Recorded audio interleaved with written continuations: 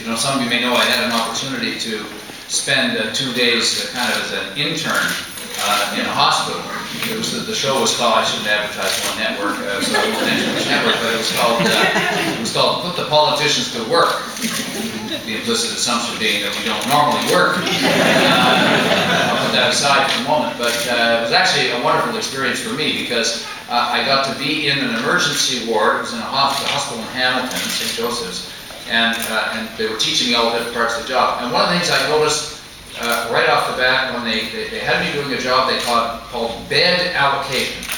Now this is where you have to decide how are we going to get the people from the waiting room in the emergency in to get looked at and then up into an acute care bed.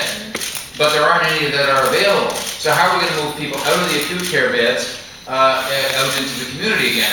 And in hospital after hospital, I'm told it's the same thing, which is that there's a whole lot of people in acute care beds who could be in long-term care or even back at home if they had home care, and that would free up a space for someone to get some surgery or whatever, or come move in from an emergency situation. You wouldn't have people lining up in the halls to the same extent. So we've proposed, not in 2014, off into the future, but now, that we start funding more home care and more long-term care so that we can actually reduce some of these wait times and really deal with the health care. And by the way, it would be less expensive than keeping somebody in an acute care bed. So it's one of those win-win-win situations. I'm glad you asked the question, Kevin, and we'll get on that.